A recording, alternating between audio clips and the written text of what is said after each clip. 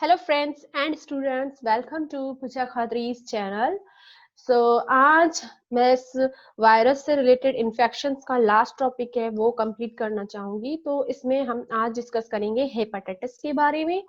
Hepatitis word जो है इसका मतलब क्या है? हेपा जो वर्ड है इसका मतलब है लिवर, और आइटिस जो वर्ड है इसका मतलब है इन्फ्लामेशन। इट मीन्स के inflammation of liver is known as hepatitis. अब देखा जाता है कि हेपेटाइटिस जो है वो इन्फेक्शन लाजमी नहीं है कि जस्ट वायरसेस की वजह से हो। हेपेटाइटिस जो है बैक्टीरिया, फंजाई, कुछ प्रोटोजोआंस की वजह से भी हो सकती है, कुछ अल्कोहल, ड्रग्स और पॉइजन्स की वजह से भी हो सकते हैं, और इवन हमारी बॉडी में कभी कभार ऑटो इम्यूनिटी हो जाती है। तो उस इम्यूनोलॉजिकल डैमेज में भी हमारा लिवर जो है इन्फ्लामेटेड हो जाता है। इन दैट केस भी लिवर की सॉइलिन हो जाती है या लिवर इन्फ्लामेटेड हो जाता है, तो उसको भी हम हेपेटाइटिस ही कहते हैं। हेपेटाइटिस से रिलेटेड कुछ सिम्टम्स हैं, कुछ अक्यूट सिम्टम्स हैं, कुछ क्रोनिक सिम्टम्स हैं। तो अगर हम अक्यूट सिम्टम्स की बात करें, अक्यूट सिम्टम्स वो होते हैं जो कि कुछ वक्त के लिए जाहिर होते हैं और देन वो जो है नहीं जाहिर होते हैं। पर कुछ सिम्टम्स ऐसे होते हैं जो कि लॉन्ग पीरियड तक रहते हैं, जिसे हम क्रोनिक कहते हैं। अक्यूट सिम्टम्स पहले देख लें, मैलीज है, यानी कि मोड का चेंज होना, बार बार जो है ना डिफरेंट डिजीजेस वगैरह होना, बीमारियां होना, like that. Muscles and joints एक, यानी कि जो है ना हमारे पट्टों में और जॉइंट्स में दर्द होना, फीवर रहना, नोजिया और वोमिटिंग, यानी कि इसमें क्या होगा कि उसको वोमिटिंग जैसे फीलिंग आई या वोमिटिंग होगी, लॉस ऑफ एपेटाइट, भूख नहीं लगना, एब्डोमिनल पेन।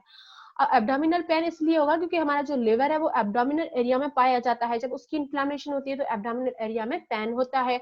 डार्क यूरिन का होना और जॉन्डिस होना, यानी कि कुछ जो है ना हमारी बॉडी में पिगमेंट्स बनती है, जैसे कि बिलुवर्डिन और बिलिरुबिन है, तो उसको एक्सक्रीट करने का काम कर रही होती है लिवर। लेकिन अब जबकि लिवर की इन्फ्लामेशन हो चुकी होती है तो वो यूरिन में हमारे अपीयर होना स्टार्ट हो जाती है, और हमारी स्किन पे भी हमारी स्किन में भी अपीयर होना स्टार्ट जाती है। तो इन दैट केस के हम उसको जो है ना वो येलोइश पड़ जाते हैं।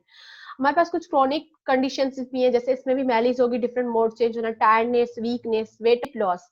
आप जो ना इसमें क्या होता है, वजन का घटना, पेरिफेरल एडिमा है जिसमें कुछ पेरिफेरल एरियाज में swelling हो जाती है। एस्काइट्स है तो इसमें क्या होता है कि पेरिटोनल जो कैविटी होती है हमारे एब्डोमिनल एरियाज के में, तो वहां पर क्या होता है कि इस कैविटी के अंदर फ्लूइड भर जाता है, जिसकी वजह से एब्डोमिनल स्वेलिंग होती है, तो इसे कहते हैं एस्काइट्स, जो भी जो कि हेपेटाइटिस के सिम्टम्स में ही आती है। आफ्टर दैट हम डिस्कस करेंगे हेपेटाइटिस वायरसेस को। तो हेपेटाइटिस वायरस हमारे पास ए, बी, सी, डी और ई के फॉर्म में है कि हमारे पास इतने हैं। उसमें सबसे पहले है HAV यानी हेपेटाइटिस ए वायरस। तो ये कौन सी फैमिली से बिलोंग करता है? ये पिकोरना वायरोइडो फैमिली से बिलोंग करता है। ये इनवेलप्ड RNA वायरस है। सेल्स में, हेपाटोसाइट्स में ये मल्टीप्लाई होता है, यानी कि लिवर सेल्स में। अगर हम इसकी ट्रांसमिशन या स्प्रेड की बात करें तो ये फेकल ओरल के थ्रू स्प्रेड होता है। अब फेकल ओरल क्या है? स्प्लिट आउट मटेरियल होता है, उसे हम फेकल मटेरियल कहते हैं। अगर किसी को HAV वायरस है, यानी कि हेपेटाइटिस ए का वायरस है, तो अगर वो हेपेटाइटिस ए का वायरस की बॉडी में होगा, जब वो अनडाइजेस्टेड फूड को रिमूव आउट करता है, फेकल मटेरियल को, तो उसके साथ साथ वो HAV वायरस भी, यानी हेपेटाइटिस ए का वायरस भी जो है बॉडी से एक्सक्रीट आउट होता है। अब जब वो फेकल मटेरियल किसी फूड, किसी वाटर के कांटेक्ट में आता है या किसी इंसेक्ट के कांटेक्ट में आता है, तो वहां से भी ये हमारे pass through the mouth again जो है वो किसी की बॉडी में जा सकता है। तो हेपेटाइटिस ए का वायरस जो है फेकल ओरल के थ्रू स्प्रेड होता है। अगर इसकी इंक्यूबेशन पीरियड की बात करें तो इंक्यूबेशन पीरियड बहुत ज्यादा शॉर्ट होता है, 2 to 6 वीक्स के अंदर ही ये जो है ना वो खत्म हो जाता है। ये एक कॉमन डिजीज है क्योंकि ये एपिडेमिक है, वर्ल्ड वाइड फैली हुई है, और ये इतनी ज्यादा क्रोनिक नहीं है या इतनी ज्यादा जो है वो नुकसानदायक नहीं है। इसके कंपैरिजन में हेपेटाइटिस बी जो है वो ज्यादा नुकसानदेह है। अच्छा, हेपेटाइटिस बी जो वायरस है ये हेपाडनो वायरस है। यूजुअली ये क्या होता है कि डबल स्ट्रैंडेड DNA वायरसेस है, लेकिन ये सर्कुलर DNA वायरसेस होता है, और ये कंप्लीटली सर्कुलर नहीं होता है, कुछ एरिया इसका जो है इनकम्प्लीटेड होता है। तो ये यूजुअली जो है वो same double stranded DNA viruses कहते हैं। और ये वायरस बहुत ही ज्यादा छोटा होता है साइज में, लाइक इसके अंदर सिर्फ 359 न्यूक्लियोटाइड्स ही शामिल होते हैं। अगर इसकी स्प्रेड की बात की जाए तो ये ब्लड के थ्रू, सेक्सुअल कांटेक्ट के थ्रू, और ड्यूरिंग दी बर्थ, जब बेबी की बर्थ होने वाली होती है तो उसके वक्त भी जो है, जब उम्बिलिकल कॉर्ड कट की जाती है, एट दैट टाइम भी जो है वो मदर से बेबी में ट्रांसमिट हो सकता है। तो हम इसे कहते हैं सीरम हेपेटाइटिस वायरस, बिकॉज ये सीरम के थ्रू फैलता है। अब सीरम क्या है? सीरम दरअसल में क्या है, अगर हम ब्लड की बात कर लें तो ब्लड के अंदर दो कंपोनेंट्स होते हैं, एक होता है प्लाज्मा और एक होता है कार्पल्सिस। प्लाज्मा को ले लें हम, प्लाज्मा के अंदर हम प्रोटीन को निकाल दें, उसके बाद जो बाकी रिमेनिंग पार्ट बचता है वाटर आयंस वगैरह, तो उनको हम मिलाकर कहते हैं सीरम। अब इनका इंक्यूबेशन पीरियड बहुत ज्यादा लॉन्ग होता है, 4 to 26 वीक्स होता है, और ये बहुत ही ज्यादा सीरियस इन्फेक्शन है और क्रोनिक भी है, काफी वक्त तक चलता है। फिर हमारे पास आता है हेपेटाइटिस सी का वायरस। हेपेटाइटिस सी जो है फ्लूवाइडाई फैमिली से बिलोंग करता है, single stranded positive sense virus है। अच्छा, हेपेटाइटिस सी का वायरस जो है इसकी ट्रांसमिशन भी ब्लड के थ्रू होती है। ये मदर से चाइल्ड में फैल सकता है ड्यूरिंग प्रेगनेंसी, या सेक्सुअल कांटेक्ट के थ्रू भी ये फैल सकता है। अगर हम ट्रीटमेंट की बात करें तो हेपेटाइटिस बी जो है इसके लिए हम वैक्सीनेशन हमारे पास टिलर हो चुकी हैं, जिसके थ्रू भी हम इसको ट्रीट कर सकते हैं। और हेपेटाइटिस बी की वैक्सीनेशन को हेपेटाइटिस सी की वैक्सीनेशन के लिए भी यूज किया जा सकता है फॉर देयर ट्रीटमेंट। से पता चल सकता है कि किसी बंदे को हेपेटाइटिस सी है, तो ज्यादातर तो केसेस में वो सिम्टम लेस होता है, यानी वो कैरियर तो होता है लेकिन उसमें सिम्टम्स कुछ ज्यादा जाहिर नहीं होते हैं। लेकिन अगर सिम्टम्स जाहिर होते भी हैं तो वो फटीग फील करेगा, लॉस ऑफ एपेटाइट होगी, स्लीपिंग ट्रबलिंग होगी, यानी कि उसे सोने में मसला होगा, discomfort in liver area, abdominal area में डिस्कम्फर्ट महसूस होगा, और ज्वाइंट्स में एकनिंग होगी, और डिप्रेशन में बंदा होगा। तो यही कुछ मेथड्स हैं जिसके थ्रू हम जो है इसको, हमें इससे पता चल सकता है कि इसके अंदर हेपेटाइटिस सी है या नहीं। उसके अलावा कुछ टेस्ट किए जाते हैं जिससे पता चल सकता है कि इसको इधर हेपेटाइटिस है या नहीं। ये है सिरोसिस वाली कंडीशन, जब लिवर की इन्फ्लामेशन जाती है, स्वलन हो जाती है, तो लिवर कैंसर भी होती है। हेपेटाइटिस डी वायरस जो है ये वेल्टा वायरोइड फैमिली से बिलोंग करता है, इसको ट्रू वायरस कंसीडर नहीं किया गया है।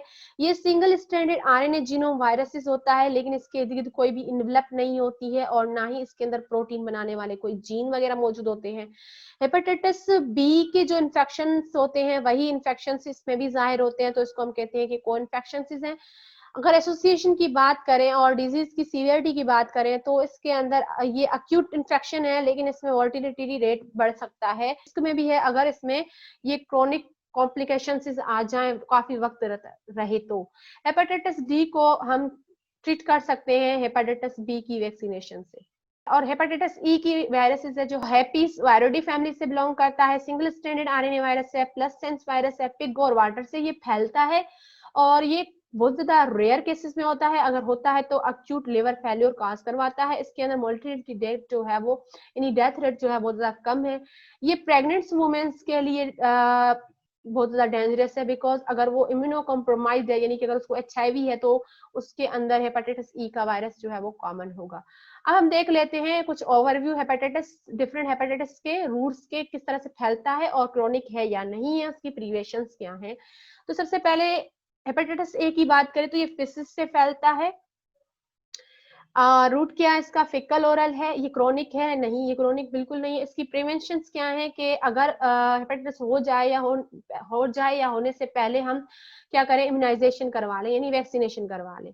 दूसरा जो हेपेटाइटिस बी है वो, जैसे कि मैंने कहा था, ये सीरम वायरसेस है, तो ये ब्लड के थ्रू ट्रांसमिट होता है, ठीक है। और ये परक्यूटेनस या पर म्यूकोसल भी है, यानी कि ये जो है ना वो स्किन के थ्रू और म्यूकस के थ्रू जो है ट्रांसमिट हो सकता है। ये क्रोनिक है बिल्कुल। इसकी भी इम्यूनाइजेशन की जा सकती है आफ्टर एक्सपोजर और बिफोर एक्सपोजर। हेपेटाइटिस सी जो है ये भी ब्लड से ही ट्रांसमिटेड होता है, ये भी परक्यूटेनस और पर म्यूकोसल जो है उसके थ्रू ट्रांसमिट होता है। ये भी क्रोनिक है बिल्कुल। ये ट्रांसमिटेड होता है ब्लड डोनेट करने से, ठीक है। तो अगर ब्लड डोनेट करना तो उसकी प्रॉपर पहले से स्क्रीनिंग होनी चाहिए कि पता चले इस बंदे को हेपेटाइटिस सी है या नहीं है। उसके अलावा मैंने आपको बताया था कि ये सेक्सुअल कांटेक्ट और मदर से चाइल्ड में भी फैल सकता है। डी की सोर्स क्या है, तो ये भी बॉडी फ्लूइड से ट्रांसमिटेड होता है। इसकी रूट ऑफ ट्रांसमिशन है परक्यूटेनस और परम्यूकोसल। ये भी क्रोनिक है। इसकी भी वैक्सीनेशन की जा सकती है या इम्यूनाइजेशन करवाई जा सकती है before and after exposure. Hepatitis E जो है ये अगेन हेपेटाइटिस ए की तरह ही है कि ये फिसिस के सोर्स से आता है, और ये भी फिकल ओरल के थ्रू ही ट्रांसमिटेड होता है। ये क्रोनिक नहीं है एज अ हेपेटाइटिस ए, और इसके अंदर ये होता है कि हमने सेफ ड्रिंकिंग करनी है वाटर की, इससे हम बच सकते हैं। So that's all about the virology and their viral infections.